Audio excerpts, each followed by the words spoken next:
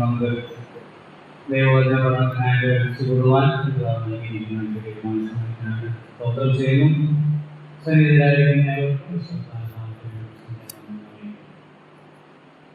ദൈവവചന പഠനമാണ് നമ്മുടെ ജീവിതത്തിൻ്റെ ആധാരമായിരിക്കുന്നത്.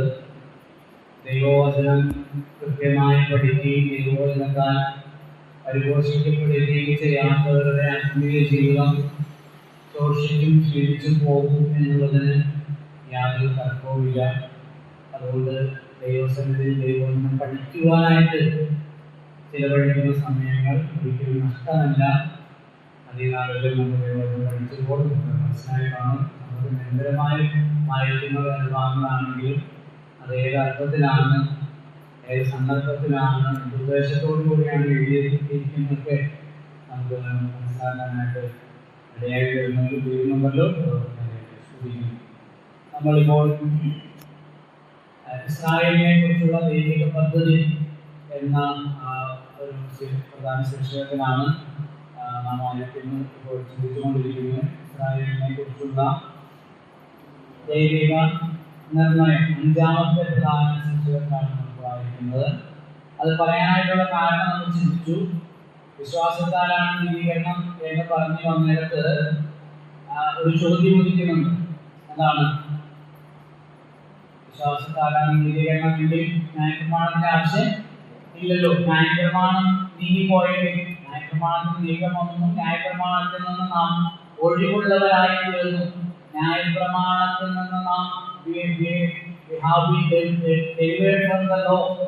അത് ന്യായപ്രമാണവുമായിട്ട് ന്യായപ്രമാണത്തിൽ നമ്മെ മോചിപ്പിച്ചു പറയുമ്പോൾ ന്യായപ്രമാണത്തെ അസാധുവാക്കി കഴിഞ്ഞ നമ്മൾ ചിന്തിച്ചു, വിശദമായിട്ട് പറഞ്ഞതാണ്. അപ്പൊ അങ്ങനെയാണെങ്കിൽ ഇസ്രായേലിന്റെ ഭാവി എന്താകും? ദൈവം ഇസ്രായേലിനെ തള്ളിക്കളയുമോ? ദൈവം തെരഞ്ഞെടുത്ത പിതാക്കന്മാരിലൂടെ തെരഞ്ഞെടുത്ത ഇസ്രായേലിന്റെ ഭാവിയില്ലേ? ദൈവം അവിശ്വസ്തനായി തീർന്നോ? മുതലായ ചോദ്യങ്ങളാണ്. ആ ചോദ്യങ്ങൾക്കുള്ള ഉത്തരമാണ് 9, 10, 11 അധ്യായം.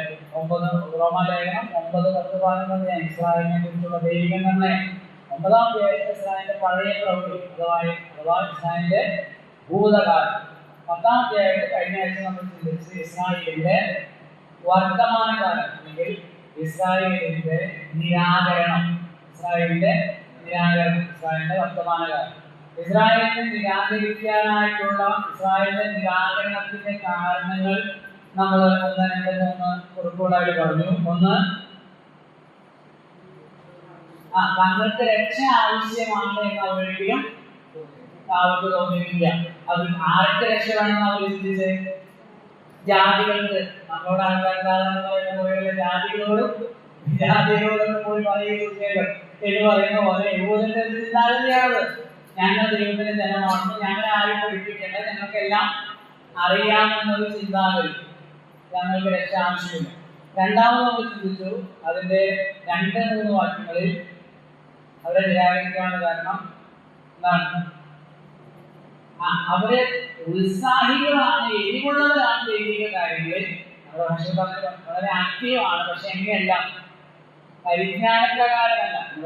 നമ്മൾ ഈ റോമാലേഖനത്തിലെ 1ാം അധ്യായത്തിൽ ജാതികൾ പാപികളാണെന്ന് പറയുമ്പോൾ അവരുടെ മേലെ ആരോപിക്കപ്പെടുന്ന ഒരു കുറ്റമുണ്ട്. അതെന്താണ്? 28ാമത്തെ വാക്യം ഇങ്ങനെ പറയുന്നത്, അവർ ദൈവത്തെ പരിജ്ഞാനത്തിൽ ധരിപ്പാൻ ഇഷ്ടമില്ലാത്തത് തക്കവണ്ണം. എന്ന് പറഞ്ഞാൽ ദൈവം എന്താണോ അതുപോലെ ദൈവത്തെ സ്വീകരിക്കാൻ അവർക്ക് മനസ്സില്ല, അതിന് തയ്യാറല്ല. ഇവിടെ ഇസ്രായേൽ ജനതയെ സംബന്ധിച്ചിടത്തോളം അവരെ നിരാകരിക്കാനുള്ള ഒരു കാര്യം എന്ന് പറഞ്ഞാൽ ന്യായപ്രമാണപ്രകാരം നോക്കുമ്പോൾ എരിവുള്ളവരാണ്. പൗലോസ് തന്നെ കുറിച്ച് പറയുന്നുണ്ട് ഫിലിപ്പി ലേഖനത്തിൽ, ന്യായപ്രമാണം സംബന്ധിച്ച് അന്യൻ. ന്യായപ്രമാണത്തിലെ ഏതെങ്കിലും ഒരു കൽപ്പന, ഒരു കാര്യം എടുത്തുകൊണ്ട് വന്നാൽ അതെല്ലാം കൃത്യമായിട്ട് നിവർത്തിക്കാനായിട്ട് പരിശ്രമം നടത്തുന്ന ആളുകളാണ്. പക്ഷേ എങ്ങനെയല്ല? പരിജ്ഞാനപ്രകാരമല്ല. അത് പറയാനുള്ള കാരണം ന്യായപ്രമാണം എന്തിനാണെന്നും ഏത് ഉദ്ദേശത്തോടു കൂടെ കൊടുത്തതെന്നും അതിന്റെ ആത്മീയമായ പൊരുളെന്താണെന്നും തിരിച്ചറിയാനുള്ള പാകതിരും അവർക്ക് കഴിക്കാൻ അവർക്ക് ഇല്ലാതെ കൊടുത്തു. അവർ ശരിയായ മരണത്തിൽ നിന്ന് അവർ വ്യതിചലിച്ചു. മൂന്നാമത്തെ കാരണം ന്യായപ്രമാണത്തെ തെറ്റിദ്ധരിച്ചു. 4 മുതൽ 13 വരെയുള്ള വാക്യങ്ങൾ ഒടുവിൽ നമ്മൾ ചിന്തിച്ചതാണ്. ന്യായപ്രമാണത്തെ തെറ്റിദ്ധരിച്ചു. 4 വാക്യമാണ് അതിന്റെ 4 വാക്യവും 9, 10 വാക്യം നമുക്കറിയാം. നമ്മുടെ രക്ഷയോട് ബന്ധപ്പെട്ട് പൊതുവെ പറയുന്ന വാക്യം. അതുപോലെ 10, 9, 10. എന്നാൽ 4 വാക്യമാണ് ആ പോർഷനിലെ ആ വിഷയത്തിലെ പ്രധാന വാക്യം. അത് പഠിക്കണമെന്ന് ഞാൻ പറഞ്ഞായിരുന്നു. ഈ വോയിസൊക്കെ കേട്ട് ഞാൻ എപ്പോഴും പറയണമെന്ന് വോയിസൊക്കെ കേട്ട് നിങ്ങൾ വീണ്ടും ഈ കുറിപ്പുകളും ബുക്കൊക്കെ എടുത്തുനിന്ന് ഒരാഴ്ചയിൽ 1 മണിക്കൂർ മതി. അത് പ്രയോജനപ്പെടും. നാളെ ദൈവത്തിന് നമ്മൾ ഉപയോഗിക്കാനായിട്ട് ഈ റോമാലേഖനം നന്നായി പഠിച്ച ഒത്തിരി ആളുകൾ നമുക്ക് പഠിപ്പിക്കാനായിട്ട് ക്രിസ്തീയ വിശ്വാസത്തിന്റെ അടിസ്ഥാന പ്രമാണങ്ങളാണ്. 4 വാക്യം വിശ്വാസത്താൽ 4 വാക്യം വിശ്വസിക്കുന്ന ഏവരും നീതി ലഭിക്കേണ്ടതിന് ക്രിസ്തു ന്യായപ്രമാണത്തിന്റെ അവസാനമാകും. ന്യായപ്രമാണത്തിന് സമാപ്തി കുറിച്ചു, ന്യായപ്രമാണത്തിന് അന്ത്യം കുറിച്ചു. ആര്? ക്രിസ്തു. എന്തുകൊണ്ടുവന്നു? വിശ്വാസത്താൽ നീതി വേണം. വിശ്വാസത്താൽ വിശ്വസിക്കുന്നവർക്ക് നീതി ലഭിക്കേണ്ടത് ക്രിസ്തു ന്യായപ്രമാണം. ന്യായപ്രമാണം എന്ന് പറയുമ്പോൾ പ്രവർത്തിക്കണം. പുതിയ നിയമം എന്ന് പറയുമ്പോൾ പ്രവർത്തിക്കേണ്ട, വിശ്വസിച്ചാൽ മതി. ഇത് ആരെ അംഗീകരിക്കണം? അതാണ് 9, 10 വാക്യം. യേശുവിനെ കർത്താവെന്ന് വായ കൊണ്ട് ഏറ്റു പറയും, ദൈവാലയം മരിച്ചതെന്ന് ഉയർപ്പിച്ചെന്ന് ഹൃദയം കൊണ്ട് വിശ്വസിക്കുകയും ചെയ്താൽ നീ രക്ഷിക്കപ്പെടും. നീ ആരാ? യഹൂദൻ. നീ അപ്പൊ നമ്മൾ അല്ലേന്ന് വെച്ചാൽ നമുക്ക് രക്ഷിക്കപ്പെടാനുള്ള മാർഗം അത് തന്നെ. പക്ഷെ ഈ പോർഷൻ എന്ന് പറയുന്നത് ആരാ? നീ യഹൂദൻ. നീ നസ്രാനായ യേശുവാണ് കർത്താവെന്നും ക്രിസ്തുവെന്നും നീ എന്ത് ചെയ്യണം? വായ കൊണ്ട് ഏറ്റു പറയണം, വിശ്വസിച്ച് ഏറ്റു പറയണം. അപ്പോഴേ ഇതേ ഉള്ളൂ, രക്ഷിക്കപ്പെടും. ന്യായപ്രമാണത്തിൽ ഏതെല്ലാം കർമ്മങ്ങൾ ചെയ്താലും നിങ്ങൾക്ക് രക്ഷ ഇല്ല. കർത്താവിന്റെ നാമം വിളിച്ചപേക്ഷിക്കുന്ന ഏവനും രക്ഷിക്കപ്പെടും. 13 വാക്യം അവിടെ ആ ഭാഗം വരിക. 14 മുതൽ 18 വരെയുള്ള വാക്യങ്ങളിൽ ഈ നിരാകരണത്തിനുള്ള പരിഹാരം, നിരാകരിക്കുന്നത് അവർ വിശ്വസിക്കാനില്ല. ദൈവിക പദ്ധതിയിൽ അവര് അല്ലെങ്കിൽ ദൈവിക വാഗ്ദത്തത്തിൽ അവര് ആശ്രയം വെക്കാത്തതുകൊണ്ട് ദൈവം അവരെ നിരാകരിച്ചല്ലോ. അപ്പൊ ഇതിനുള്ള ഒരു പരിഹാരം എന്താണെന്നുള്ളതാണ് 14 മുതൽ 18 വരെയുള്ള വാക്യം.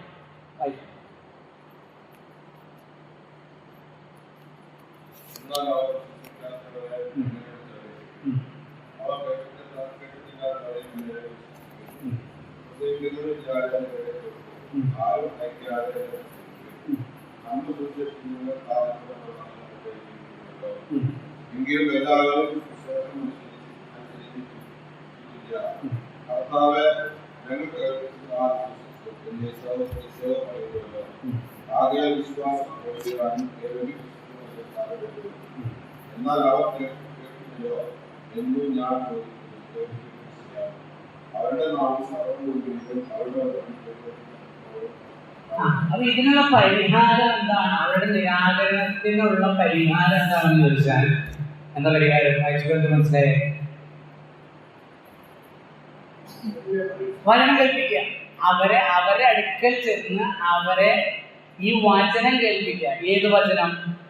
നിങ്ങൾ ഉദ്ദേശിക്കുന്ന അല്ലെങ്കിൽ നിങ്ങൾ ഇപ്പോൾ നിവർത്തിച്ചു കൊണ്ടിരിക്കുന്ന ന്യായപ്രമാണം. ആ ന്യായപ്രമാണം നിവർത്തിയിലൂടെയല്ല, പിന്നെ ന്യായപ്രമാണത്തിൽ പറഞ്ഞിരിക്കുന്ന വാഗ്ദത്തത്തിൽ നിങ്ങൾ വിശ്വസിക്കുന്നതിലൂടെയാണ്. ന്യായപ്രമാണത്തിൽ പറഞ്ഞിരിക്കുന്ന വാഗ്ദത്തം എന്താ? ക്രിസ്തു. ആ യേശുവിനെ, നസ്രാനായ യേശുവിനെ നിങ്ങൾ വിശ്വസിച്ച് ആശ്രയിക്കുന്നതിലൂടെയാണ് നിങ്ങൾക്ക് പാപമോചനം ലഭിക്കുന്നത്, രക്ഷ ലഭിക്കുന്നത് എന്ന് അവരെന്ത് ചെയ്യണം? പറഞ്ഞ് മനസ്സിലാക്കണം, ബോധിപ്പിക്കണം. അതാണ് 14 വാക്യം. എന്നാൽ അവർ വിശ്വസിക്കാത്തവൻ എങ്ങനെ? വിളിച്ചപേക്ഷിക്കണമെങ്കിൽ എന്ത് വരണം? രക്ഷിക്കപ്പെടണമെങ്കിൽ 2 കാര്യം വേണം അല്ലേ? 9, 10 വാക്യം അതല്ലേ പറയുന്നത്? ആണത്. എന്തൊക്കെ ചെയ്യണം? വിശ്വസിക്കണം, വായുകൊണ്ട് ഏറ്റു പറയണം. ഓക്കെ. അപ്പം ആ ഏറ്റു പറയണമെങ്കിൽ ആദ്യം എന്ത് വേണം? അതെ, അവിടെ ആ ഓർഡറിൽ ആദ്യം ഏറ്റു പറയാന്ന് പറഞ്ഞിരിക്കുന്നെങ്കിലും ശരിക്കും ആദ്യം എന്ത് വരണം? വിശ്വാസം വന്നാലേ ഏറ്റു പറയാനായിട്ട് സാധിക്കുകയുള്ളൂ. ഓക്കെ. അപ്പോൾ വിശ്വസിക്കാത്തവനെ എങ്ങനെ ഏറ്റു പറയും? അപ്പോൾ അതുപോലെ കേട്ടിട്ടില്ലാത്തവനിൽ എങ്ങനെ വിശ്വസിക്കും? പ്രസംഗിക്കുന്നവനില്ലാതെ എങ്ങനെ കേൾക്കും? ആരും അയക്കാതെ എങ്ങനെ പ്രസംഗിക്കും? നന്മ സുവിശേഷിക്കുന്നവരുടെ കാലത്ര മനോഹരമെന്ന് എഴുതിയിരിക്കുന്നുവല്ലോ. അപ്പോൾ പറഞ്ഞു വന്നൊരു സാധനം, അവരുടെ അടുക്കലേക്ക് ഈ സുവിശേഷവുമായിട്ട് ആളുകൾ എന്ത് ചെയ്യാണ്? ചെല്ലുകയാണ്. പൗലോസ് ഇവിടെ ഉദ്ദേശിക്കുന്നത്, അപ്പോസ്തലനായ പൗലോസിന്റെ മിഷണറി യാത്രകളെല്ലാം നമ്മൾ എടുത്ത് പരിശോധിച്ചാൽ അപ്പോസ്തല പ്രവൃത്തിയിൽ ഒരു പട്ടണത്തിൽ ചെന്നാൽ ആരുടെ അടുക്കലാണ് ആദ്യം പോകുന്നത്? യഹൂദന്മാരുടെ പള്ളിയിലാണ്, സിനഗോഗിലാണ് ആദ്യം പോകുന്നത്. അപ്പൊ അവിടെ ചെന്ന് അവരോട് എന്താ പറയുന്നത്? എന്താ പറയുന്നത്?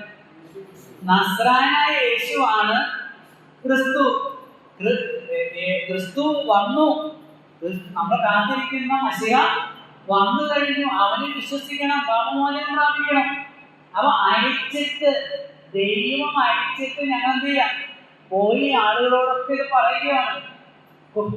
എത്ര വലിയ കാര്യമല്ലേ? അപ്പൊ ദൂത് അറിയിക്കാനായിട്ട് പോവുകയാണ്.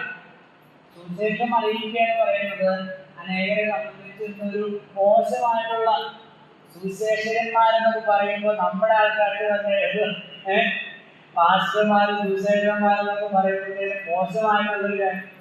ഇത് എല്ലാവരും ചെയ്യേണ്ടുന്ന ഒരു കാര്യമാണ്. എന്ത്? ഈ ദൂത് അറിയിക്കുക എന്നുള്ളത്. കാരണം ഇത് കേൾക്കാതെ എങ്ങനെ വിശ്വസിക്കാം? ഇത് വിശ്വസിക്കാതെ എങ്ങനെ ഏറ്റു പറയാനായിട്ട് കഴിയും? ഒരിക്കലും കഴിയില്ല.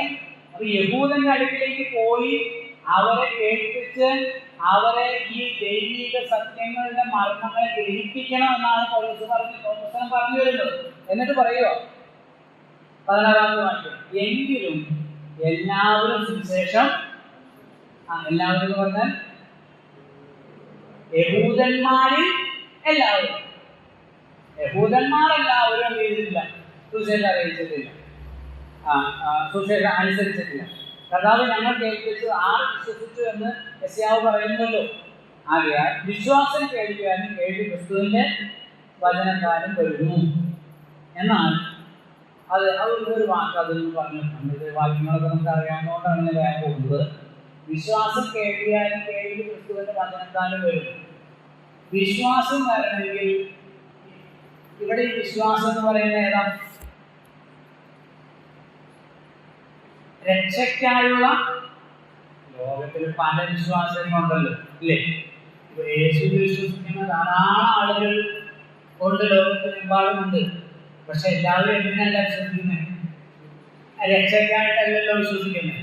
അത് രക്ഷയ്ക്കായിട്ടുള്ള ഒരു വിശ്വാസം ഒരു വ്യക്തിയിൽ രൂപപ്പെടണമെങ്കിൽ, ഉളവാകണമെങ്കിൽ എന്ത് പ്രസംഗിക്കണം? വചനം, അതല്ലേ?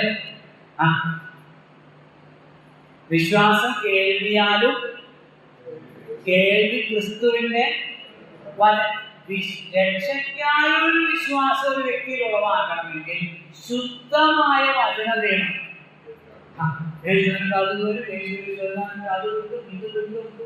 ഇതൊന്നും എന്തല്ല, വചനം അല്ല. ഒരു മായമില്ലാത്ത ശുദ്ധമായ സുവിശേഷം, കൃപയാലുള്ള രക്ഷയെ സംബന്ധിക്കുന്ന സുവിശേഷ സത്യങ്ങൾ പറയുക എന്നതാണ് ഒരു വ്യക്തിയെ നിത്യമായ നാശത്തിൽ നിന്ന് വിടിവിക്കാൻ കഴിയുന്ന, സ്വർഗരാജ്യത്തിന് അവകാശിയാക്കാൻ കഴിയുന്ന, ആ വ്യക്തിയെ രക്ഷയിലേക്ക് നയിക്കാൻ കഴിയുന്ന സുവിശേഷ സത്യങ്ങൾ വെളിപ്പെടുത്തുക. നമുക്ക് ആ കാര്യത്തിൽ അഭിമാനിക്കാൻ കഴിയും. നമ്മള് വ്രതകാലം എന്ന നിലയിൽ നമ്മളെ കുറിച്ച് പല ആക്ഷേപങ്ങളും ചത്തവരാണ്, അതാണ് ഇതും പറഞ്ഞാലും നമ്മൾ അനാവശ്യമായ ഒരു കാര്യങ്ങളും അവതരിപ്പിക്കാതെ ശുദ്ധമായ സുവിശേഷ രക്ഷയെ സംബന്ധിക്കുന്ന കാര്യങ്ങൾ പറയുവാൻ അന്നും ഇന്നും എല്ലാ കാലത്തും ഒരുപോലെ പറയുവാനായിട്ട് നമുക്ക് സാധിക്കുന്നുണ്ട്. പലപ്പോഴും പല ആളുകളും നമ്മുടെ കൂട്ടുകാർ പല ആളുകൾ ചിന്തിക്കുന്നത് അതൊക്കെ പോരാ, കുറച്ചുകൂടി എന്താ പറയുന്നത്, ലോകത്തിലെ പോലെയൊക്കെ നമ്മൾ അവതരിപ്പിക്കണം എന്നുള്ളതല്ല. കേൾവി ക്രിസ്തുവിന്റെ വചനത്താൽ, വിശ്വാസം കേൾവിയാലും കേൾവി ക്രിസ്തുവിന്റെ, അവിടെ കേൾവി എന്ന് പറയുന്നത് വിശ്വാസത്തിനായിട്ടുള്ള ഒരു കേൾവി ഉളവാക്കണം. രക്ഷയ്ക്കായി വിശ്വസിക്കത്തക്ക നിലയിലുള്ള ഒരു കേൾവിയായിരിക്കണം, അല്ലെങ്കിൽ പ്രസംഗമായിരിക്കണം അവർക്ക് നമ്മൾ കൊടുക്കേണ്ടുള്ളത്. 15-ാം വാക്യം, എന്നാൽ അവർ കേട്ടില്ലയോ എന്ന് ഞാൻ ചോദിക്കുന്നു. കേട്ടിരിക്കുന്നു, നിശ്ചയം. അപ്പോൾ അവർ കേൾപ്പിക്കുക, അതാണ് ഇതിൽ നിന്ന് നമുക്ക് ലഭിക്കുന്ന സന്ദേശം. യഹൂദന്മാരെ സംബന്ധിച്ചാൽ പറഞ്ഞിരിക്കുന്നത്, പക്ഷെ നമ്മളോട് വന്നിട്ട് നമ്മുടെ ആളുകളെ, നമ്മൾ ജനിച്ചു വളർന്ന ദേശത്ത്, രാജ്യത്ത്, പ്രദേശത്തുള്ള ആളുകളെ കേൾപ്പിക്കുക എന്നുള്ളത്. അപ്പം അവർ കേട്ടോ എന്ന് ചോദിച്ചാൽ എല്ലാവരും കേട്ടു, എല്ലാവരും കേട്ടു. ഇനി അടുത്ത പോർഷൻ വരുന്നത് ഈ നിരാകരണത്തിനുള്ള പരിഹാരമാണത്. എന്ത്? വിശ്വസിക്കത്തക്ക നിലയിൽ ആളുകളെ കേൾപ്പിക്കുക എന്നുള്ളത്. ഇത് പറഞ്ഞു വരുമ്പോൾ ഒത്തിരി വാക്യങ്ങൾ, സംഭവങ്ങൾ ഓർമ്മ വരുന്നുണ്ട്. അപ്പോസ്തലനായ പൗലോസിനെ കുറിച്ച് എഴുതിയിരിക്കുന്നത്, അവർ വിശ്വസിക്കത്തക്ക വണ്ണം സംസാരിച്ചു, അല്ലേ? അപ്പോസ്തലപ്രവൃത്തിയിൽ നമ്മൾ വായിക്കുന്നുണ്ട്, വിശ്വസിക്കത്തക്കവണ്ണം സംസാരിച്ചു എന്നാണ്. പൗലോസിന്റെ പ്രസംഗ രീതിയെ കുറിച്ച് നമ്മൾ ഇങ്ങനെ വായിക്കുന്നുണ്ട്. അവൻ സംവാദിച്ചും സമ്മതിപ്പിച്ചും പോന്നു എന്നാണ് നമ്മൾ വായിക്കുന്നത്. സുവിശേഷത്തിൽ പ്രതിവാദമുണ്ട്, സംവാദമുണ്ട് എന്ന് പറഞ്ഞാൽ ബഹളം വയ്ക്കുന്നതല്ല, കൃത്യമായിട്ട്. അത് ഈ റോമാനൊക്കെ അതാണ്, ലോജിക്കലായിട്ട് അവതരിപ്പിക്കുകയാണ്. അപ്പൊ സംവാദിച്ചും സമ്മതിപ്പിച്ചും പോകുന്നതെന്നും വിശ്വസിക്കത്തക്കവണ്ണം പ്രസംഗിച്ചു എന്നാണ്. വേണമെങ്കിൽ വിശ്വസിച്ചാൽ മതിയുടെ എന്നുള്ള ചിന്താഗതിയിലല്ല. അച്ചടിച്ച സുവിശേഷം പറയുന്ന ആളുകളുണ്ട്, പഠിച്ചു വെച്ചിരിക്കുകയാണ്. അങ്ങനെയല്ല. ഇപ്പൊ നമ്മളൊരാളെ കാണുമ്പോൾ, മകളെ നമ്മൾ ശ്രദ്ധിക്കണം.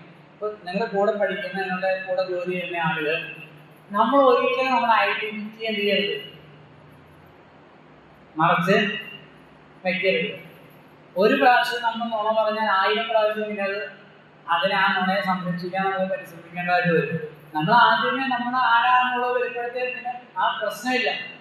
എന്നിട്ട് നമ്മളുടെ ആശയങ്ങളെ, അല്ലെങ്കിൽ നമ്മുടെ തത്വങ്ങളെ, ആദർശത്തെ, നമ്മുടെ വിശ്വാസത്തെ നമുക്ക് ലോജിക്കലായിട്ട് അവതരിപ്പിക്കാനായിട്ട് സാധിക്കും. അങ്ങനെ സാധിക്കും. അപ്പൊ അവിടെയാണ് സംവാദിച്ചും സമ്മതിപ്പിച്ചും വിശ്വസിക്കത്തക്കവണ്ണം അവതരിപ്പിക്കുക എന്ന് പറയുന്നത്. വേണമെങ്കിൽ വിശ്വസിച്ചാൽ മതി എന്നുള്ള ചിന്താഗതിയിലല്ല.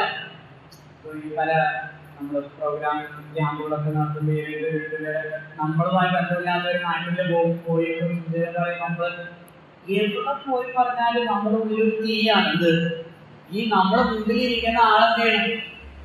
ഈ സത്യം മനസ്സിലാക്കണം, തിരിച്ചറിയണം. ആ ആൾക്ക് അനുസൃതമായ നിലയിൽ എന്ത് ചെയ്യണം? അതിനെ അവതരിപ്പിക്കുക, മനസ്സിലാക്കി കൊടുക്കുക എന്നുള്ളതാണ്. അടുത്ത ഭാഗത്തേക്ക് വരുമ്പോൾ ഈ നിരാകരിക്കപ്പെട്ട നിരാകരണത്തിന്റെ ഫലങ്ങളാണ് ഇവരെ ദൈവം നിരാകരിച്ചതിൻ്റെതായ ഫലങ്ങൾ, അല്ലെങ്കിൽ ദൈവത്തിന്റെ പദ്ധതിയെ, വിശ്വസ്തതയെ, ദൈവത്തിന്റെ വാഗ്ദത്തങ്ങളെ അവർ നിരാകരിച്ചത് മൂലം ഉണ്ടായ ഫലങ്ങളാണ് 18 മുതൽ 21 വരെയുള്ള വാക്യങ്ങൾ. 18 മുതൽ 21 വരെയുള്ള വാക്യങ്ങൾ. 12-ാം വാക്യം.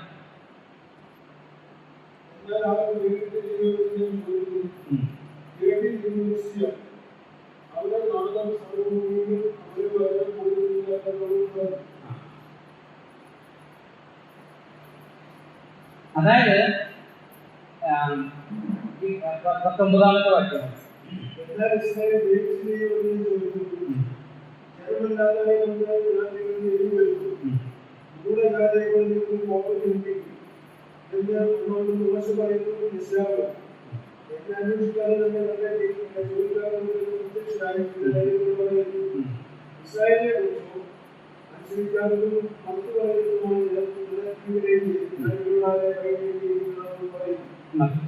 അപ്പൊ ദൈവം തന്റെ ജനത്തെ, അല്ലെങ്കിൽ തന്റെ ദാസന്മാരെ, ദൂതന്മാരെ അയച്ച് നമ്മളോട് പറയുന്നുണ്ട്, നന്മ സുവിശേഷിക്കുന്നവരുടെ കാലെത്ര മനോഹരം. അവിടെ ഏതാ 15. അതെ, ദൂതനെ അയക്കുകയാണ് ദൈവം, അല്ലേ? ദൈവം തന്റെ ദൂതനെ അയച്ച് ദൈവം അത് അറിയിക്കുകയാണ്.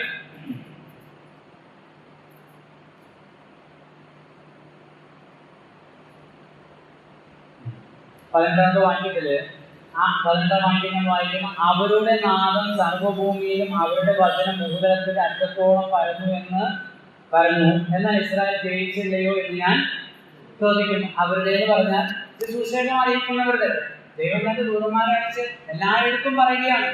പക്ഷെ അവരെത്തിയില്ല, വിശ്വസിച്ചില്ല, അവരംഗീകരിച്ചില്ല. അവ ഭൂതലത്തിന്റെ അറ്റത്തോളം പരന്നു. അവരുടെ വചനം സർവഭൂമിയിലും ഭൂതലത്തിന്റെ അറ്റത്തോളം പരന്നു. ദൈവം തന്റെ നമ്മള് സങ്കീർത്തനം 19 വായിക്കുന്ന പോലെ സൃഷ്ടിയിലൂടെയും ഒപ്പം തന്റെ വചനത്തിലൂടെയും ദൈവം മനുഷ്യരോട് ചെയ്യുന്നുണ്ട്, സംസാരിക്കുന്നുണ്ട്. അപ്പൊ വചനത്തിലൂടെ ദൈവം സംസാരിച്ചിട്ടും സൃഷ്ടിയുടെ സുവിശേഷവും വെളിപ്പാടിന്റെ സുവിശേഷം, വെളിപ്പാടല്ല, ദൈവവചനത്തിലെ വെളിപ്പാടിന്റെ സുവിശേഷം ഒരുമിച്ച് ദൈവം ഉപയോഗിച്ചിട്ടും ഇസ്രായേലില്ല, വിശ്വസിച്ചില്ല, അംഗീകരിച്ചില്ല. അപ്പൊ ദൈവം എന്ത് ചെയ്തു? അതാണ് 19-20 വാക്യങ്ങളിൽ നമ്മൾ കാണുന്നത്. എന്നാൽ ഇസ്രായേൽ ഗ്രഹിച്ചില്ലയോ എന്ന് ഞാൻ ചോദിക്കുന്നു. ജനമല്ലാത്തവരെ കൊണ്ട് ഞാൻ നിങ്ങൾക്ക് എരിവ് വരുത്തും, മൂഢജാതിയെ കൊണ്ട് ഞാൻ നിങ്ങൾക്ക് കോപം ജനിപ്പിക്കുമെന്ന് ഒന്നാമത് മോശെ പറയുന്നു. യെശയ്യാവോ എന്നെ അന്വേഷിക്കാത്തവർ എന്നെ കണ്ടെത്തി, എന്നെ ചോദിക്കാത്തവർക്ക് ഞാൻ പ്രത്യക്ഷനായി എന്ന് ധൈര്യത്തോടെ പറയുന്നു എന്ന് പറഞ്ഞാൽ, ഇസ്രായേൽ നിരാകരിച്ചപ്പോൾ ദൈവം ആരുടെ അടുക്കിലേക്ക് പോയി? ജാതികളുടെ അടുക്കിലേക്ക്. അവൻ സ്വന്തത്തിലേക്ക് വന്നു, സ്വന്തമായവർ അവനെ കൈക്കൊണ്ടില്ല. എന്നാൽ അവനെ കൈക്കൊണ്ട് അവന്റെ നാമത്തിൽ വിശ്വസിക്കുന്ന ഏവർക്കും, അവിടെ വരയ്ക്കണ്ടേ, മൊത്തം വരയ്ക്കരുത്, ഏവർക്കും. യഹൂദന്റെ അടുക്കിലേക്ക് വന്നു, സ്വന്തം ജനത്തിന്റെ അടുക്കിലേക്ക് വന്നു, സ്വന്തമായത് കണ്ടിയപ്പോൾ ഏവർക്കും. അതാരാ? മൂഢജാതി, ജാതികൾ, വിജാതിയർ. അവരുടെ അടുക്കലേക്ക് ദൈവം എന്ത് ചെയ്തു? സുവിശേഷം എത്തിച്ചു. പൗലോസ് ചെയ്തുകൊണ്ടിരുന്നത്, അപ്പോസ്തലനായ പൗലോസ് ചെയ്തുകൊണ്ടിരിക്കുന്നത് ഇത് തന്നെയാണ്. താൻ ഏത് പട്ടണത്തിൽ ചെന്നാലും ആദ്യം യഹൂദന്മാരോട് പറയും. അവരെന്ത് ചെയ്യും? കുറച്ചുപേരെ വിശ്വസിക്കും, പിന്നെ അവരുടെ പ്രശ്നമാവും, വഴക്കുണ്ടാവും, പൗലോസിന് എതിരാവും, ഉപദ്രവിക്കാനായി തുടങ്ങും. അപ്പോൾ പൗലോസ് എന്ത് ചെയ്യും? നമ്മൾ പല സ്ഥലത്തും വായിക്കുന്നുണ്ട്. ചെരുപ്പിലെ പൊടി അവരുടെ തട്ടിയിട്ട് പറഞ്ഞു, നിങ്ങളുടെ നാശത്തിന് നിങ്ങൾ തന്നെ ഉത്തരവാദികൾ, ഞാൻ ജാതികളിലെ അടുക്കിലേക്ക് പോകും എന്ന പല സ്ഥലത്ത് പറയുന്നു. അപ്പോസ്തലർ 28, അതുപോലെ 1-2 മിഷണറി യാത്രകളിലൊക്കെ നമ്മൾ കാണുന്നുണ്ട്. അപ്പൊ അതാ ദൈവം ചെയ്യുന്നു, ജാതികളുടെ അടുക്കിലേക്ക്. ജാതികൾ എന്ത് ചെയ്തു?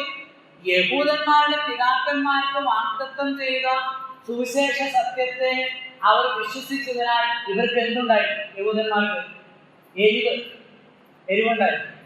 ഈ യഥാർത്ഥത്തിൽ ഇവർ വിശ്വസിക്കേണ്ട കാര്യം ഇവർ വിശ്വസിക്കാതെ, ഗ്രഹിക്കാതെ, ജ്ഞാനമില്ലാതെ തള്ളിക്കളഞ്ഞപ്പോൾ ദൈവം ജാതികളുടെ ഇടയിലേക്ക് തിരിഞ്ഞു. അതാണ് 19-20 വാക്യം. എന്നെ അന്വേഷിക്കാത്തവർ എന്നെ വാക്യം കണ്ടെത്തി, എന്നെ ചോദിക്കാത്തവർക്ക് ഞാൻ പ്രത്യക്ഷം. അതാണ് 9-ാം അധ്യായത്തിന് 30-ാം വാക്യം നമ്മൾ ചിന്തിച്ചതല്ലേ. ആദ്യം നാം എന്ത് പറയേണ്ടു? നീതിയെ പിന്തുടരുന്ന ജാതികൾ നീതി പ്രാപിച്ചു. നീതി പിന്തുടരാത്ത ആർക്കത്തോ നിയമങ്ങളോ ഒന്നും ഇല്ലാത്ത ജാതികൾ എന്ത് ചെയ്തു? നമ്മളെ ജാതികൾ നമ്മുടെ ആൾക്കാർക്ക് ചിലർക്ക് അവരും യഹൂദന്മാരാണ്. അങ്ങനെയല്ല, ജാതികളായ നമ്മൾ എന്ത് ചെയ്തു? നീതി പ്രാപിച്ചു. ദൈവത്തെ അന്വേഷിക്കാത്തവർ എന്ത് ചെയ്തു? അന്വേഷിക്കാത്തവരുടെ അടുക്കിലേക്ക് കരുതാവുന്നതാണ് എന്നതായി പറയുന്നത്. എന്നാൽ ദൈവത്തിന്റെ ജനമായ ഇസ്രായേലിനെ ചെയ്തു, അതിനെ നിരാകരിച്ചു. 21-ാം വാക്യം. എങ്കിലും ദൈവം ചെയ്തുകൊണ്ടിരിക്കുന്ന ഒരു കാര്യമാണ് അവിടെ 21-ാം വാക്യം. ഇസ്രായേലിനെ കുറിച്ച് അനുസരിക്കാത്തതും മറുത്തു പറയുന്നതുമായ ജനത്തിലേക്ക് ഞാൻ ഇടവിടാതെ കൈ നീക്കുന്നു എന്ന് പറയുന്നു. അത് ദൈവം ചെയ്യില്ല. ആ വാക്യത്തിന്റെ അർത്ഥം എന്താ? ദൈവരെ തള്ളിക്കളയുന്നില്ല. ഈ കാലഘട്ടത്തിൽ മശിഹ വെളിപ്പെട്ടത് കൊണ്ട് മശിഹായെ വിശ്വസിക്കാനായിട്ട് അവരെന്ത് ചെയ്യുന്നു? കർത്താവ് മാറിയിരിക്കുന്നു, അവരുടെ അടിയിലേക്ക് കഴിഞ്ഞിരിക്കുന്നു. വരിക എന്ന് പറയും. വരിക എന്ന് പറയും. ഇന്നും ക്രിസ്തുവിൽ വിശ്വസിക്കുന്ന ധാരാളം യഹൂദന്മാര് ഉണ്ട്. നമ്മൾ പലരുടെയും ഷോർട്സും വീഡിയോസും നമ്മൾ കാണുന്നുണ്ട്. ഇസ്രായേലിന്റെ പുറത്തും ഒക്കെ ധാരാളം യഹൂദന്മാര് കർത്താവ് വിശ്വസിക്കുന്നവർ കർത്താവിന്റെ യേശുവിന്റെ ലോഡ്ഷിപ്പിനെ, കർത്തൃത്വത്തെയും മശുഹാത്തിന്റെ അംഗീകരിക്കുന്ന ധാരാളം ആളുകളുണ്ട്. അപ്പം കർത്താവ് അത് വിളിച്ചുകൊണ്ടിരിക്കുകയാണ്. അപ്പൊ വീണ്ടും ഈ സംശയം ചോദ്യം തീരുന്നില്ല. ചോദ്യം തീരാത്ത എന്തുകൊണ്ടാണെന്ന് ചോദിച്ചാല്, ശരി, നിങ്ങൾ പറയുന്നത് ശരി, ചിലരെന്ത് ചെയ്യുന്നു, വിശ്വസിച്ചു. ചില ആളുകൾ യൂതന്മാര് ഇസ്രായേലിൽ വിശ്വസിച്ചു എന്നുള്ളത് ശരിയാണ്. പക്ഷെ ഇസ്രായേൽ രാഷ്ട്രമെന്ന നിലയിൽ ഇസ്രായേലിനുള്ള ദൈവത്തിന്റെ പദ്ധതി എന്താണ്? അത് അവസാനിച്ചോ? അത് പറയൂ എന്നാണ് ചോദ്യം. അതിന്റെ ഉത്തരമാണ് ഇസ്രായേലിന്റെ ഭാവി. നമ്മൾ 9-ാം അധ്യായത്തിൽ ഇസ്രായേലിന്റെ ഭൂതകാലം, 10-ാം അധ്യായത്തിൽ ഇസ്രായേലിന്റെ വർത്തമാനകാലം, 11-ാം അധ്യായത്തിൽ ഇസ്രായേലിന്റെ ഭാവിയാണ്. നമുക്ക് അവിടേക്ക് പറയാം. 1-ാമത്തെ വാക്യം നമുക്ക് വായിക്കാം. അല്ലെങ്കിൽ 11-ാം അധ്യായം നമുക്ക് ഇങ്ങനെ 11-ാം അധ്യായത്തിന് ഒരു ഹെഡിങ് ഇങ്ങനെ നമുക്ക് കൊടുക്കാം: ഇസ്രായേലിന്റെ യഥാസ്ഥാനം, റെസ്റ്റോറേഷൻ ഓഫ് ഇസ്രായേൽ, ഇസ്രായേലിന്റെ യഥാസ്ഥാനം.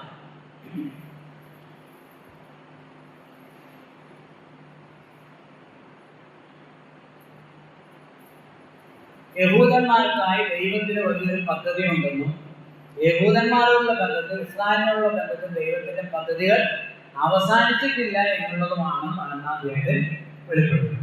നമുക്ക് വായിക്കാം. അതിന് ചില സാക്ഷികളെ, ഒരു 5 സാക്ഷികളെ നിരത്തുകയാണ്. 5 സാക്ഷികൾ.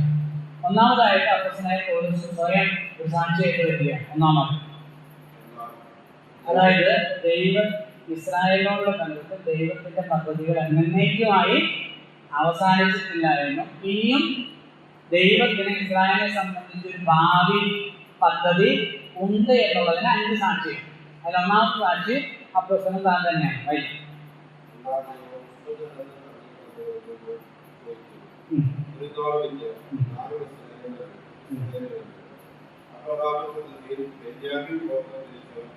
ദൈവം സ്വന്തം ജനത്തെ തള്ളിക്കളഞ്ഞു പോകും. ഒരു നാളും ഇല്ല. ഞാനും ഇസ്രായേലിൽ ഒരു നാളുമില്ല, ഞാനും ഇസ്രായേലിനല്ലോ അബ്രാഹാമിന്റെ സന്തതിയിൽ ബെന്യാമീൻ ഗോത്രത്തിൽ ജനിച്ചവൻ.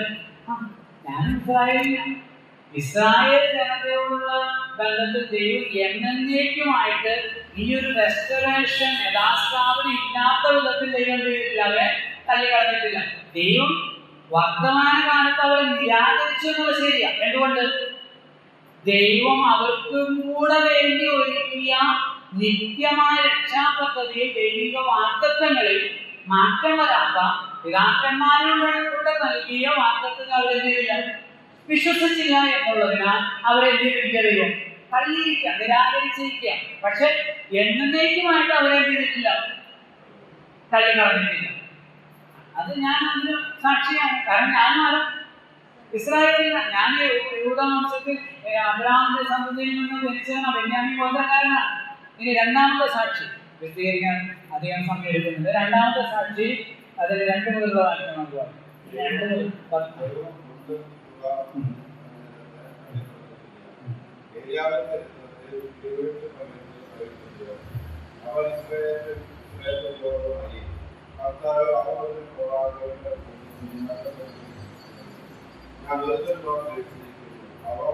എനിക്കും ജീവകാലം ദൈവത്തോട് ബാധിക്കുമ്പോൾ അവരുടെ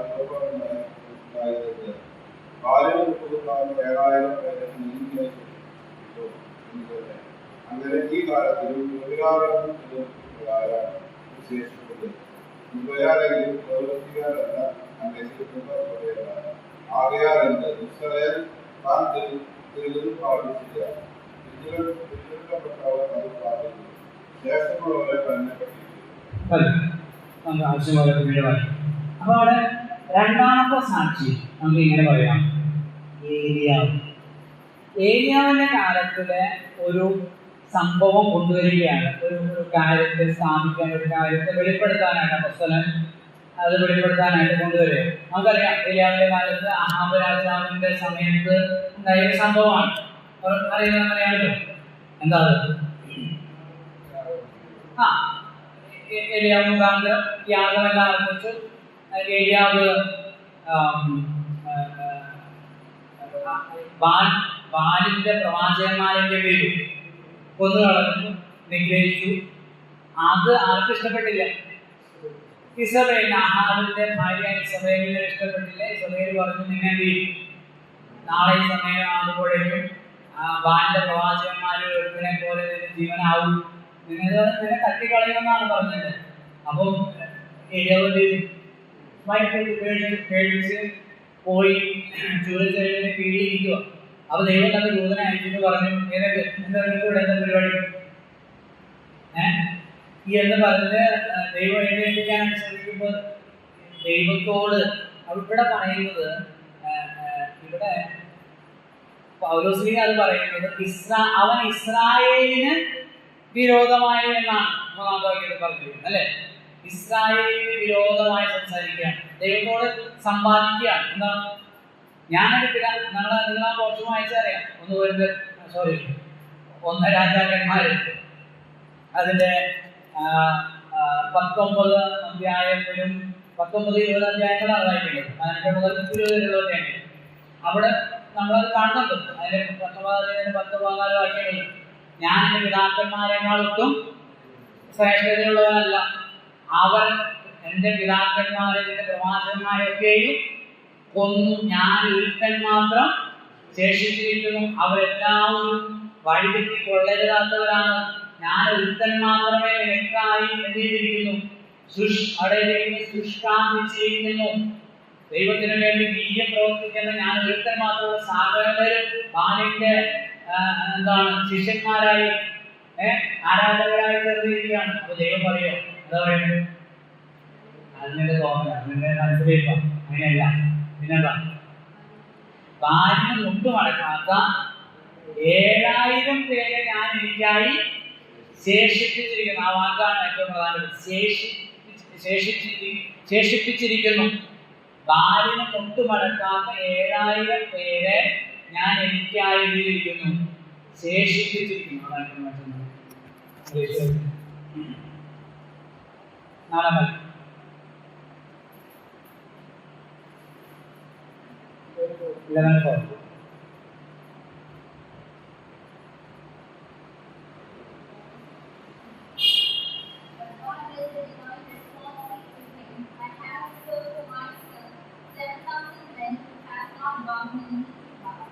I have reserved. Please 5 verse 5.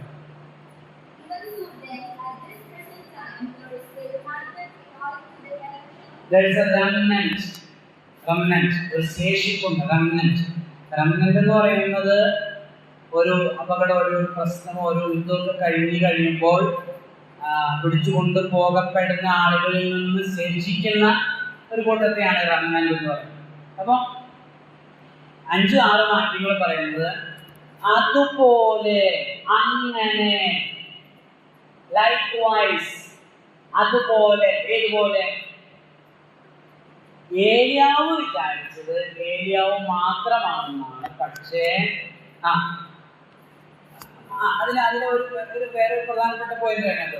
ഏലിയാവ് വിചാരിച്ചത് ഞാൻ നിനക്കായി ചെയ്തിരിക്കുന്നു, ശുഷ്കാന്തിച്ചിരിക്കുന്നു എന്നാണ്. ഞാൻ. അപ്പൊ ഏലിയാവ് ചിന്തിച്ചത് എന്താ? നമുക്ക് അതാണ് പോയിന്റ്. ഏലിയാവ് ചിന്തിച്ചത് ഞാൻ ചെയ്തതൊക്കെ എന്റെ മിടുക്കൊണ്ട്, എന്റെ കർമ്മം ഞാൻ ദൈവത്തിന് വേണ്ടി ചെയ്തു, ശുഷ്കാന്തിച്ചു. അപ്പൊ ദൈവം പറയുന്നത് അല്ല, നീ മാത്രമല്ല, ബാലിന് മുട്ടുമടക്കാത്ത 7000 പേരെ ഞാൻ എനിക്കായി ശേഷിപ്പിച്ചു. അപ്പൊ നീ നിൽക്കുന്നത് എന്തിനാണ്? ഞാൻ നിർത്തിയിട്ടാണ് നിൽക്കുന്നത്, കൃപയാലാണ്. അതേ കൃപയാൽ ഞാൻ വേറെ ഒരു 7000 പേരെ ഓടിച്ചിട്ടുണ്ട്. അപ്പൊ ഈ ആയിരക്കണക്കിന് ലക്ഷക്കണക്കിന് ഇസ്രായേൽ ജനതയിൽ നിന്ന് ഇത്രയും പേരിൽ കർത്താവിന്റെ വശത്ത് നിൽക്കുന്നത് എന്തിനാലാണ്? കൃപയാലാണ്. അതാണ് 5-6 വാക്യം. അങ്ങനെ ഈ കാലത്തിലും കൃപയാലുള്ള തെരഞ്ഞെടുപ്പിൻ പ്രകാരം ഒരു ശേഷിപ്പുണ്ട്.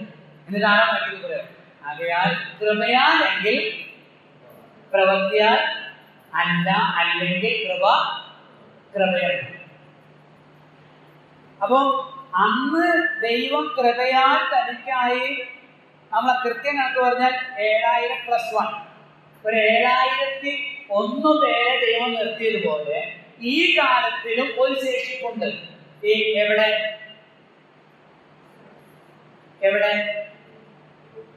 എവിടെ യഹൂദന്മാരുടെ ഇടയിൽ. ഓക്കെ, അവിടെ കറക്റ്റാണ്. മുഴുവൻ ഒരു എല്ലാവരെയും ചേർത്ത് മുഴു ലോകത്തെ കുറിച്ചല്ല പറയുന്നത്. ഇവിടുത്തെ സബ്ജക്റ്റിൽ നിന്ന് നമ്മൾ തെറ്റിപ്പോരുത്. എവിടെയുണ്ട്?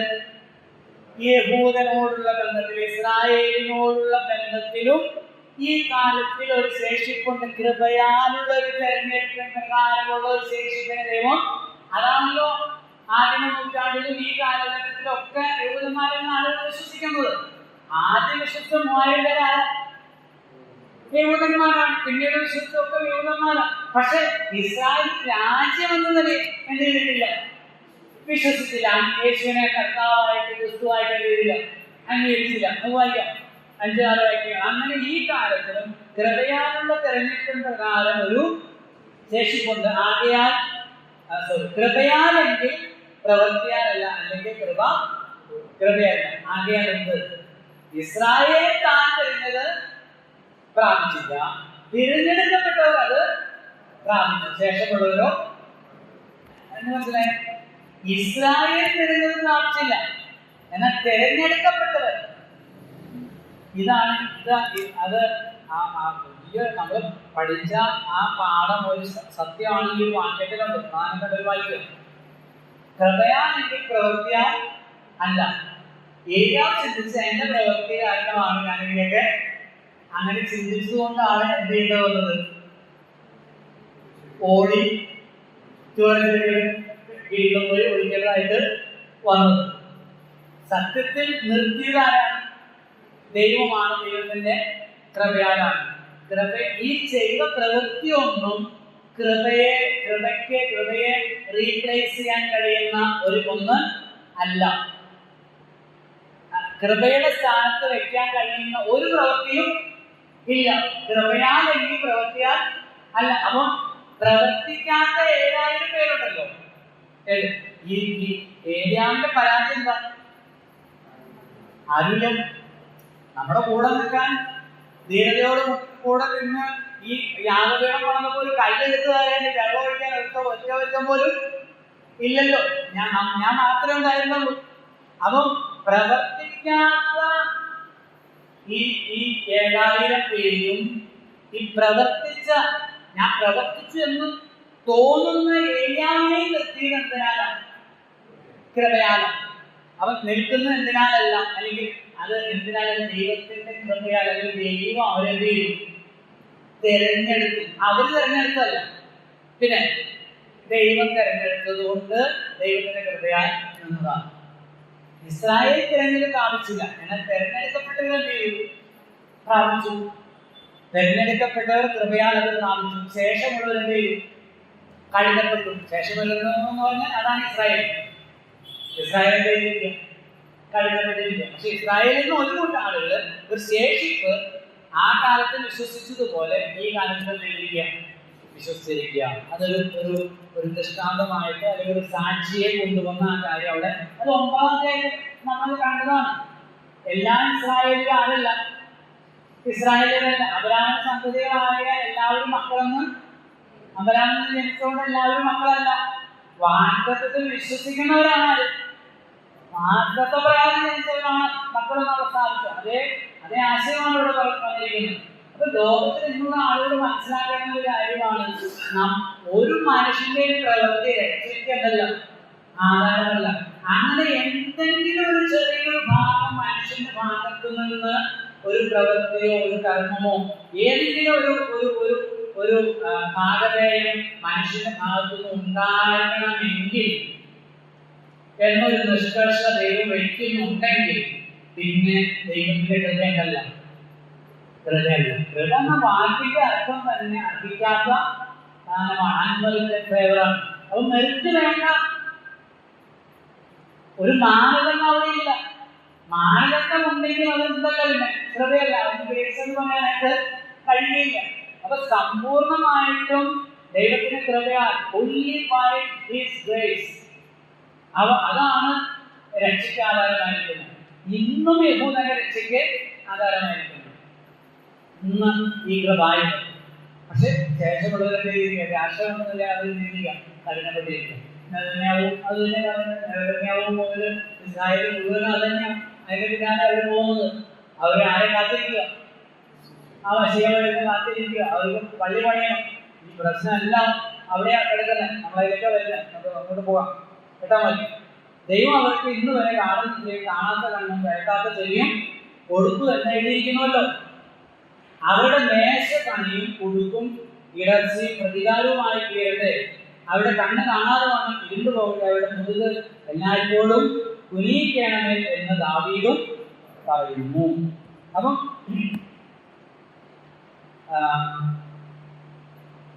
ദൈവം ഇന്ന് വരെ അവർക്ക് എന്ത് കൊടുത്തിരിക്കുന്നു? ഗാഠനിദ്രയും കാണാത്ത കണ്ണും കേൾക്കാത്ത, അവരുടെ ചെവി മന്ദമായി, അവരുടെ കണ്ണുകൾ എന്താ അന്ധമായി തീർന്നിരിക്കുകയാണ്.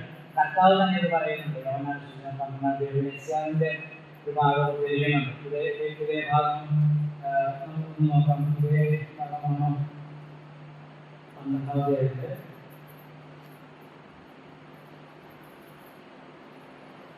അതെ 12:40 ഇങ്ങനെയാണ് പറയുന്നത്. 39 വരെ അവർക്ക് യോഹന്നാന്റെ സുവിശേഷം 12:39 അവർക്ക് വിശ്വസിക്കാൻ കഴിയില്ല. അതിന്റെ കാരണം യെശയ്യാവ് വേറെ പറയുന്നത്, അവർ കണ്ണുകൊണ്ട് കാണുകയോ ഹൃദയം കൊണ്ട് ചെയ്യുകയോ മനം ചെയ്യുകയോ താൻ അത് സൗഖ്യമാക്കുകയോ ചെയ്യാതിരിക്കണമെന്ന് അവരുടെ കണ്ണ് അവൻ കുരുടാക്കിയ ഹൃദയം തടിപ്പിച്ചിരിക്കുന്ന യെശയ്യാവ് തന്റെ പേരൻസ് കണ്ട് അവനെ കുറിച്ച് സംസാരിക്കുന്നത് കൊണ്ടാവുമെന്ന് പറഞ്ഞത്. എന്നിട്ടും പ്രമാണികൾ തന്നെയും അവരിൽ വിശ്വസിച്ച് പള്ളിപ്രദേശത്ത് ആരാധിക്കാൻ പരീക്ഷന്മാർ നിമിത്തം പറഞ്ഞു. അപ്പൊ അവരുടെ ഹൃദയം കണ്ണൊക്കെ തടിച്ചിരിക്കുകയാണ്, മന്ദമായിരിക്കുകയാണ്, അന്ധമായിരിക്കുകയാണ്. എന്നിട്ട് എനിക്ക് വളരെ ഇഷ്ടപ്പെട്ട, അല്ലെങ്കിൽ നമ്മൾ ഭയപ്പെടേണ്ട ഒരു വാക്യമാണ് 10. അവരുടെ മേശ അവർക്ക് കണിയും കൊടുക്കും ഇടർച്ചയും പ്രതികാരമാണ് ചെയ്യുന്നത്. മേശ എന്ന് പറയുന്നത്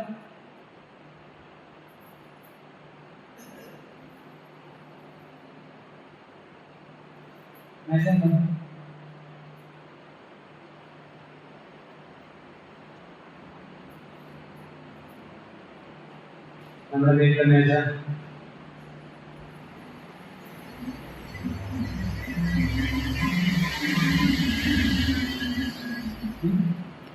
മേശ എന്തിനാണ്?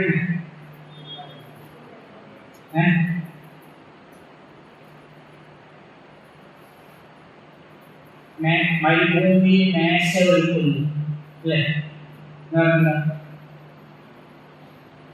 മേശ കാണിക്കുന്നത് ദൈവം അവർക്ക് നൽകിയ നന്മയാണ്, സമൃദ്ധിയാണ്. നന്മ, സമൃദ്ധി. ലോകത്തിൽ മറ്റാരേക്കാളും ദൈവം ആരെ നന്മ കൊണ്ട് അനുഗ്രഹിച്ചിട്ടുണ്ട്? ആർക്കും സംശയം. ലോകത്തിലെ സകല മനുഷ്യരും അത് അംഗീകരിക്കും. പറയാൻ പോയ മുസ്ലിം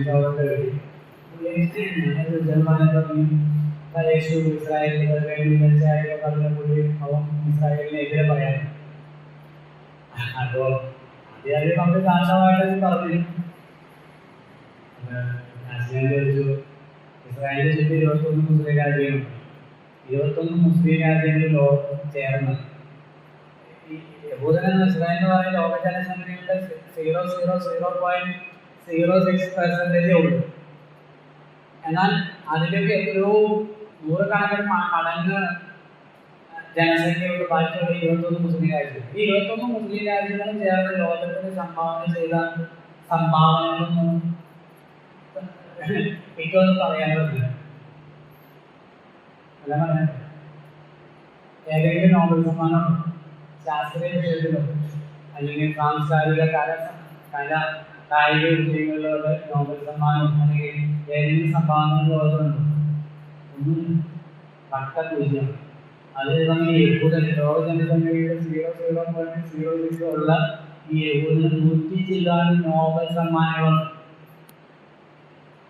100 ചില്ലുവാൻ. ലോകത്തിലെ മനുഷ്യർ ഉപയോഗിക്കുന്ന സാങ്കേതിക വിദ്യകളിൽ 95% ആരുടെ ഇസ്രായേലിന്റെ. അപ്പൊ അത് ദൈവം അവർക്ക് കൊടുത്ത മേശയാണ്, സമൃദ്ധിയുടെ, അനുഗ്രഹത്തിന്റെ, നന്മയുടെ മേശയാണ്. പക്ഷെ അത് അവർക്ക് എന്തായി? തെളിയാണ്. കാരണം കുടുക്കും തെളിയുമായിട്ട് ദൈവങ്ങൾക്ക് അങ്ങനെ സംഭവിക്കുന്നുണ്ട് അല്ലേ? വീടില്ലാത്ത സമയത്ത് പ്രാർത്ഥനയോത്തിന് വന്ന് തലകുത്തി കിടന്ന് പ്രാർത്ഥിക്കുകയാണ്, ഭർത്താവെ വീട് തന്നെ മറ്റേ അരിഷ്ടാവാദതുപോലെ അമ്മച്ചി എല്ലാ വെള്ളിയാഴ്ചയും സഹോദരന്മാർക്ക് വെള്ളിയാഴ്ച ഉപാസപ്രാർത്ഥനയ്ക്ക് പോയി പ്രാർത്ഥിക്കുകയാണ്. അല്ലാതെ സാമത്തിന് അമേരിക്കയിലേക്ക് അയക്കണമെന്നുണ്ട്. അത് ദൈവം സാമത്തിന് അമേരിക്കയിലേക്കും എന്താണ് ഓരോരുത്തരെ നേരെ പറയുന്നു, ഓരോ സ്ഥലത്തേക്ക് അയച്ചു. ഇഷ്ടംപോലെ കാശായി, വലിയ വീട്, 2 നില വീടും സൗകര്യങ്ങളൊക്കെ ആയി. ഇപ്പൊ പ്രാർത്ഥനയ്ക്ക് വരുന്നില്ല. കാരണം വീട് നോക്കാൻ ആളുകൾ. മേശ എന്തായി തീർന്നു? കണിയും കുടുക്കുമായി തീർന്നു, മുതുകിനൊരു ഭാരമായിട്ട് തീർന്നു. ദൈവത്തെ മനസ്സിലാക്കാൻ, ദൈവത്തിന്റെ പദ്ധതികളെ, ദൈവ വാഗ്ദാനങ്ങളെ തിരിച്ചറിയാൻ കഴിയാത്ത വിധത്തിലേക്ക് അവർ അകമ്പതിച്ചു പോകാനായിട്ട് അത് ഇടയായി തീർന്നു. എന്ന് പറഞ്ഞാൽ ഒറ്റ വാക്ക് അവർ കഠിനപ്പെട്ടു. അതാണ് ഇസ്രായേൽ തെരഞ്ഞതിനെ പ്രാപിച്ചില്ല, തെരഞ്ഞെടുക്കപ്പെട്ടവരോ പ്രാപിച്ചു, ശേഷമുള്ളവർ കഠിനപ്പെട്ടു. നമ്മൾ എപ്പോഴും ശ്രദ്ധിക്കേണ്ട ഒരു കാര്യമാണ്. നമ്മൾ ബാക്കിലേക്ക് പോകുന്നതോറും കുറേശ്ശെ എന്നുണ്ടോ കഠിനപ്പെട്ട് കഴിഞ്ഞാൽ പിന്നെ തിരിച്ചു വരാൻ ഭയങ്കര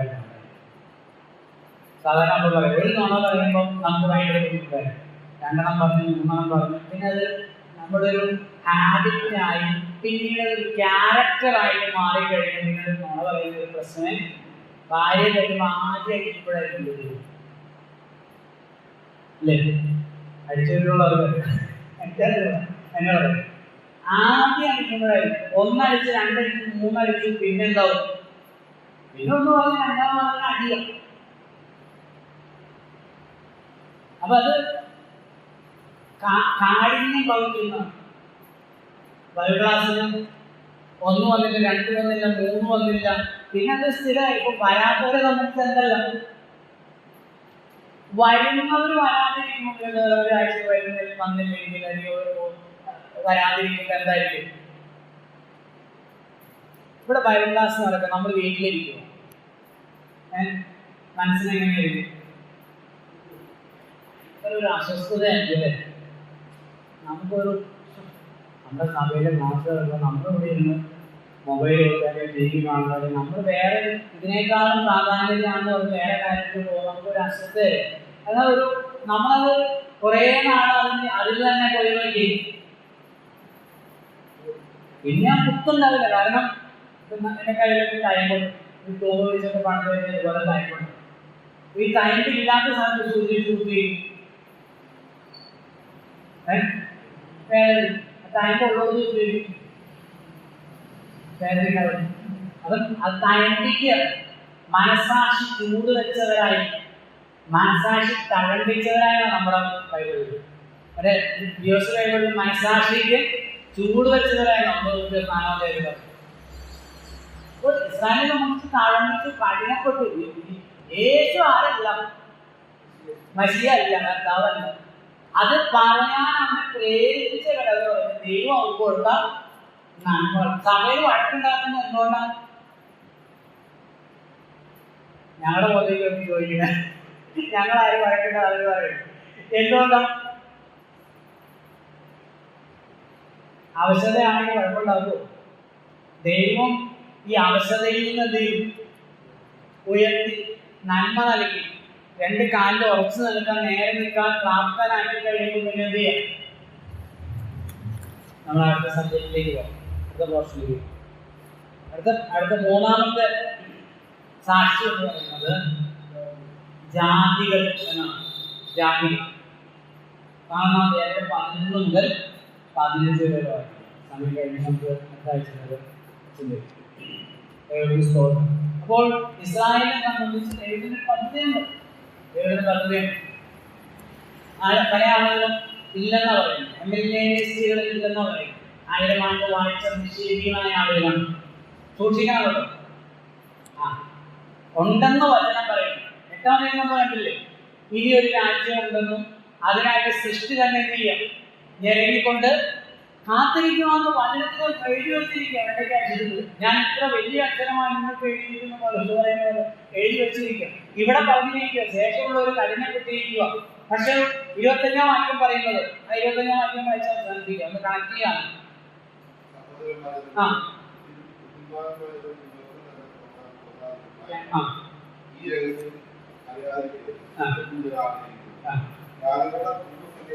ജാതികളുടെ പൂർണ്ണസംഖ്യ ചേരുവോളം ഇസ്രായേലിന് അംശമായി കാഠിന്യം ഭവിച്ചിരിക്കുന്നു. അടുത്ത വാക്യം മതി.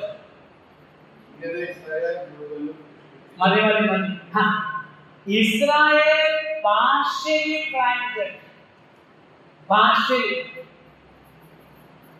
ഒരു കൂട്ടം ആളുകൾ തെരഞ്ഞെടുക്കപ്പെട്ടവർ കൃപയാനം ചെയ്തു രക്ഷിക്കപ്പെടുന്നുണ്ട്. പക്ഷെ ഇസ്രായേൽ രാഷ്ട്രമെന്ന നിലയിൽ ഭാഷയിൽ ക്രൈൻഡാണ് എന്നുവരേക്ക് ജാതികളുടെ പൂർണ്ണസംഖ്യ ചേരുന്നത് വരെ. അത് കഴിയുമ്പോൾ ഇസ്രായേൽ മുഴുവനുമായിട്ട് രക്ഷിക്കപ്പെടും. ദൈവത്തിന്റെ പദ്ധതി അവരുള്ള ബന്ധത്തിൽ ദൈവം പുനഃസ്ഥാപിക്കുന്നു. പിന്നെ വളച്ചൊഴിച്ച് വഷളാക്കാൻ ആർക്കും സാധിക്കും. അത് ക്രിസ്തുവിന്റെ പരിപാടി. അതേപോലെ പറയുന്നത് ഇസ്രായേലിന്റെ പദ്ധതി. എന്നാൽ എന്തുകൊണ്ട് അവർ കഠിനപ്പെട്ടു അതാണ് നമ്മൾ പറഞ്ഞു. അവരുടെ മേശ അവർക്ക് കൊടുക്കും. ഇങ്ങനെ പറഞ്ഞ ഒരിക്കലും ദാതാവിനേക്കാൾ അധികം ദാനത്തെ സ്നേഹിക്കണം. നമുക്ക് കിട്ടുന്ന ഭാര്യയാകട്ടെ, ഭർത്താവാകട്ടെ, മക്കളാകട്ടെ, വീടാകട്ടെ, വണ്ടിയാകട്ടെ, ജോലിയാകട്ടെ, സാലറി ആകട്ടെ, പണമാകട്ടെ, എന്തോ ആകട്ടെ, അതെപ്പോഴും നമ്മൾ ഓർക്കണം ഇതൊക്കെ ദൈവം എനിക്ക് തന്ന ദാനം മാത്രമാണ്. ആ ദാതാവിനെയാണ് ദൈവം സ്നേഹിക്കാണ്ട് വാഗ്ദത്തങ്ങളിലും കൽപ്പനകളിലും വിശ്വസ്തയോടുകൂടെ മുന്നേറുവാനായിട്ട്